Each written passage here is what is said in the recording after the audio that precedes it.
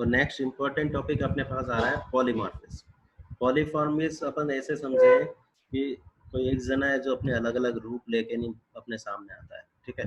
तो उसी को अपन क्या कह रहे हैं, पॉलीमॉर्फिज्म। तो पॉलीमॉर्फिज्म को अगर अपन समझें तो यहाँ पे अपन देखेंगे polymorphism is defined as the ability of a solid material to exist in two or more crystalline form with the different arrangement or the conformations in the crystal lattice। तो यहाँ अगर अपन कह रहे हैं पॉलीमॉर्फिज्म, तो पॉलीमॉर्फिज्म में क्या हो गया अपने पास कि कोई अपने पास मटेरियल या सब्सटेंस है, वो अपने आप में क्या है, ये दो या दो से अधिक अपने आप में क्रिस्टलाइन फॉर्म शो कर सकता है। तो अलग अलग अरेंजमेंट अपने आप में शो कर रहा है, तो उसको अपन क्या कह रहे हैं, उसकी जो क्रिस्टलाइन लैटिस है वो भी अलग अलग फॉर्म में होगा। तो इस तरह के थे अपन कहें कि एटम तो एक जैसे है मगर उनका अरेंजमेंट अलग अलग तरीके से हो गया। तो जैसे सल्फर है अपने पास, फास्फोरस है, तो वो अपने आप में पॉलीमॉर्फ अपने आप में शो करते हैं। रेड फास्फोरस और अपने पास व्हाइट फास्फोरस हो गया। तो ये अपने आप में एक पॉलीमॉर्फिज्म नेचर हो गया। The different crystalline form are called the polymorphs. तो जो भी सब्सटेंट अलग अलग फॉर्म शो कर रहा है उसको अपन बोल रहे हैं polymorphs. The difference in the internal structure of polymorphs result in their the distinct physical and chemical properties। तो जो अलग अलग स्ट्रक्चर बन रहा है पॉलीमॉर्फ, तो उनके अंदर क्या कह रहे हैं कि उसकी फिजिकल और केमिकल प्रॉपर्टीज भी क्या होगी, अलग अलग हो जाएगी। More than 50% of APIs are estimated to have the more than the one polymorphic form। तो अगर अपन कहें कि अपन ड्रग बना रहे हैं, ड्रग के अकॉर्डिंग अगर अपन यूज कर रहे हैं एपीआई, ठीक है, एक्टिव फार्मास्यूटिकल इंग्रेडिएंट, और वहां पे किस तरह का फॉर्म अपन को यूज में लेना है वो अपन को सेलेक्ट करना पड़ेगा। अगर वो किसी कंडीशन के अकॉर्डिंग, टेम्परेचर या प्रेशर या की कंडीशन की वजह से, एनवायरनमेंट की वजह से, अगर अपन कोई जो फॉर्म अपन को रिक्वायर्ड है वो इन्वायरमेंटल कंडीशन की वजह से किसी फॉर्म के अकॉर्डिंग, दूसरी फॉर्म के अकॉर्डिंग अगर वो चेंज हो जाता है, ठीक है, तो यहाँ पे वो अपने लिए एक तरीके से मुसीबत बन जाएगा कि अपन को कौन सा फॉर्म चाहिए था और उसको टेम्परेचर और प्रेशर की वजह से वो उस फॉर्म से दूसरी फॉर्म में चेंज हो गया। The best known polymorph showing a significantly different bioavailability are chloramphenicol, palmitate and mefenamide acid. और मेफेनिक एसिड अपन जो बोल रहे हैं, मेफेनिक एसिड और क्लोराम्फेनिकोल, तो जो अपन देख रहे हैं इनके अंदर क्या है, अलग अलग पॉलीमॉर्फ दिख रहे हैं। पॉलीमॉर्फ अगर अलग अलग है तो उनकी बायोअवेलेबिलिटी भी अपने आप में अलग अलग होगी। तो बायोअवेलेबिलिटी क्या होती है, जो अपने आप में ब्लड के अंदर जो अपन कंसंट्रेशन दे रहे हैं, जो इफेक्टिव साइट पे अपने आप में एक्टिव रोल अदा कर रही है, वही उसकी क्या होगी, बायोअवेलेबिलिटी कहलाएगी। जो इफेक्टिव है, जो डाइजेस्ट होगी, उसकी बात नहीं कर रहे। Various conditions in the crystalline process is the main reason responsible for the development of the different polymorphic form। तो अलग अलग कंडीशन हो सकती है उसकी, तो अलग अलग क्रिस्टलाइन फॉर्म भी उसके अंदर हो सकती है।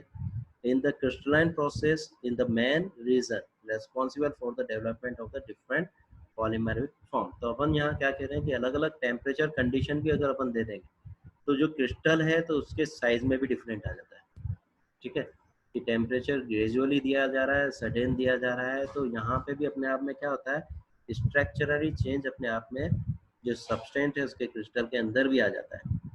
The condition are generally solvent effect, pressure of the impurities, level of the super saturations, temperature change in stirring condition। तो यहाँ पे अपने आप में क्या हो सकता है, द कंडीशंस आर, क्या क्या कंडीशन हो सकती है कि सॉल्वेंट इफेक्ट, अलग अलग सॉल्वेंट अपन यूज कर रहे हो जिसकी वजह से उसका पॉलीमॉर्फ के अकॉर्डिंग अलग शेप हो रहा हो, कोई इम्प्योरिटी उसके अंदर आ रही हो, ठीक है, कोई सुपर सेचुरेशन कंडीशन आ रही हो जिसकी वजह से वो अपने आप में क्या हो रहा हो कि वो कोई दूसरे तरीके से प्रेसिपिटेट होकर कोई दूसरे क्रिस्टल बना पा रहा हो, कोई टेम्परेचर की कंडीशन आ रही हो, या फिर उसको जो स्टेयर कर रहे हैं, स्टेयरिंग के प्रोसेस में चेंज हो, शेक फास्ट कर रहे हैं या धीरे धीरे कर रहे हैं, उसके अकॉर्डिंग भी अपने आप में क्या हो सकता है, पॉलीमॉर्फ अपने आप में बन सकते हैं। The investigation of the drug polymorphs is an important step in the any formulation studies because the polymorph may have a considerable influence on the solid state properties that may be modified biopharmaceuticals technological behavior of the drug। तो यहाँ पे अपन क्या कह रहे हैं कि drug का अगर अपन कह रहे हैं तो उसका फॉर्मूला जो अपन ने बनाया, फॉर्मुलेशन स्टडी, तो सब कुछ चेंज हो जाएगा। क्यों चेंज हो जाएगा? क्योंकि उसके अंदर अगर पॉलीमॉर्फ जो चाहिए था वही नहीं मिल रहा है। तो बायोफार्मास्यूटिक्स के अकॉर्डिंग जो अपन उसकी काइनेटिक देख रहे हैं, रेट ऑफ रिएक्शन जो अपन देख रहे हैं, वो चेंज हो जाएगी उसके अकॉर्डिंग, और उसकी अकॉर्डिंग अपन क्या कह रहे हैं कि उसकी बायोबिलिटी पे भी इफेक्ट आ जाएगा। तो biopharmaceutical and technological behaviour of the drug, तो इसके अंदर अपन क्या देखते हैं मेनली, जो ड्रग की काइनेटिक्स से, ठीक है, एडीएमई जो अपन बोल रहे हैं, एब्जॉर्प्शन डिफ्यूजन, तो उसकी रेट को अपन बात करते हैं। तो यहाँ पे अपने पास ड्रग्स रिएक्शन के according first order, second order, third order जो अपने पास रिएक्शन की जो अपने रेट पड़ी है वो वहाँ पे कंसिडर की जाती है। Polymorph control is important in the drug discovery and development and is also required by the regular agency। तो polymorph अपने आप में क्या हो गया, जब भी अपन ड्रग डिस्कवरी कर रहे हैं तो उसको देखेंगे, रेगुलर एजेंसीज के अकॉर्डिंग अपन उसको देखेंगे, उसको अपन आइडेंटिफाई करके अपना वर्क करना चाहेंगे।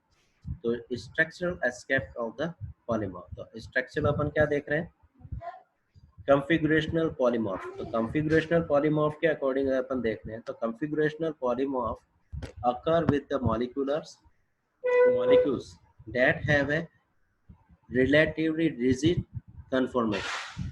Such polymorph have the different 3D structures। तो कार्बाजीपाइन, तो कार्बाजीपाइन अपन देख रहे हैं, तो कार्बाजीपाइन के अकॉर्डिंग अपन देखें तो कन्फॉर्मेशनल, तो कन्फॉर्मेशनल के अकॉर्डिंग उसकी स्ट्रक्चर के अकॉर्डिंग अपन बात कर रहे हैं। जो अपन कन्फिगुरेशनल की बात करेंगे तो कन्फिगुरेशन के अकॉर्डिंग अपन क्या देख रहे हैं कि एक्स वाई जेड जो 3D में है वो पॉलीमर्स है, तो उसकी स्ट्रक्चर क्या है, तो उसकी स्ट्रक्चर की वजह से जो रिजिडिटी आ रही है, रिजिडिटी जरूरी है, रिजिडिटी होगी जब भी अपन उसको पॉलीमॉर्फ कह रहे हैं, ठीक है, तभी अपन उसको कॉन्फ़िगरेशनल कंडीशन कह रहे हैं, नहीं तो नहीं कहेंगे। क्यों? क्योंकि अगर अपन ऐसे कहें तो अपने आप में अगर सिंगल बॉन्ड के अकॉर्डिंग रोटेशन हो गया तो ऐसे तो इनफाइनाइट स्ट्रक्चर बन सकती है, मगर यहाँ पे अपन क्या कह रहे हैं, रोटेशन रेजिट हो गया, तभी अपन उसको पॉलीमर के फॉर्म में, जो 3D के फॉर्म में जो स्ट्रक्चर है उसके फॉर्म में अपन उसको बता सकते हैं कि वो अपने आप में एक अलग स्ट्रक्चर। कन्फॉर्मेशनल, तो यहाँ पे अपने पास कॉन्फ़िगरेशनल पॉलीमॉर्फ था, अपने पास हो गया कन्फॉर्मेशनल पॉलीमॉर्फ। तो conformational polymorphs occur with the drug molecule that have the flexible structure and the molecules can take the various conformation। तो अपने पास रिटोनावीर, तो रिटोनावीर अपन कह रहे हैं राइटोनावीर, तो राइटोनावीर के अंदर क्या हो रहा है, कन्फॉर्मेशनल पॉलीमर्स की बात करेंगे। तो यहाँ एक बार अपन इन दोनों वर्डों को समझ लेते हैं। यहाँ एक वर्ड आया अपने पास कॉन्फ़िगरेशन, तो कॉन्फ़िगरेशन का मतलब अपन ऐसे समझे कि जो स्ट्रक्चर है वो अपने आप में एक स्टेबल स्ट्रक्चर है 3D के फॉर्म में। तो जैसे अपन आइसोमर पढ़ते हैं तो आइसोमर में अपन क्या बोलते हैं कि एक जैसे एटम्स हैं, एक जैसे एटम्स का अरेंजमेंट है, मगर वो अरेंजमेंट क्या हो गया, किसी दूसरी फॉर्म की वजह से रेजिड हो गया। तो यहाँ पे अगर तुमने पढ़ा होगा कन्फॉर्मेशनल आइसोमर में, तो यहाँ पे अपन बोलते हैं डबल बॉन्ड वाले जो आइसोमर अपन बोल रहे हैं, जिनका रोटेशन रेस्ट्रिक्ट हो गया, ठीक है। तो रेस्ट्रिक्ट हो गया तो इसकी वजह से उनका स्ट्रक्चर क्या हो गया, स्टेबल हो गया। स्टेबल होने की वजह से दोनों स्ट्रक्चर अपने पास स्टेबल फॉर्म में रहेंगे और 3D फॉर्म में दिखाएंगे। तो यहाँ पे इसी तरह का स्ट्रक्चर अपने पास कार्बाजीपाइन का है, तो वो कन्फिगुरेशनली अपन कह रहे हैं तो वो कन्फिगुरेशनली पॉलीमर कहलाएगा। कन्फॉर्मेशनल के अकॉर्डिंग अपन कह रहे हैं तो एक सिंगल पॉइंट है, उसके अकॉर्डिंग उसका रोटेशन हो सकता है, तो उसको अपन क्या कह रहे हैं, कन्फॉर्मेशनल। अगर अपन कहें एल्केन की बात करें तो यहाँ पे अपन जनरली अपन बोलते हैं सिंगल बॉन्ड के अकॉर्डिंग। तो एल्केन के अकॉर्डिंग अपन बोल रहे हैं तो कोई सिंगल बॉन्ड है, उसके अकॉर्डिंग कोई मॉलिक्यूल्स एटम ग्रुप वहाँ लगा हुआ है, तो सिंगल बॉन्ड के अकॉर्डिंग वो कितना ही रोटेट हो जाए तो उसकी जो पॉलीमॉर्फ स्ट्रक्चर बन सकती है वो इनफाइनाइट तक बन सकती है, ठीक है। तो यहाँ पे कन्फॉर्मेशनल मतलब जो स्टेबल 3D स्ट्रक्चर बन रही है, और कन्फॉर्मेशनल अपन जो कह रहे हैं जो कि फ्लेक्सिबल स्ट्रक्चर जो पॉलीमॉर्फ के अकॉर्डिंग बन रही है, तो इस तरीके से अपन उसको क्लासिफाई कर सकते हैं। तो यहाँ हमने क्या समझा आज कि जो पॉलीमॉर्फ है उस वो बेसिकली पॉलीमॉर्फ क्या होते हैं, किस तरह का उनका पॉलीमॉर्फिक स्ट्रक्चर है। तो यहाँ हमने सिर्फ और सिर्फ बेसिक फॉर्म में हमने पॉलीमॉर्फ को कंप्लीट किया।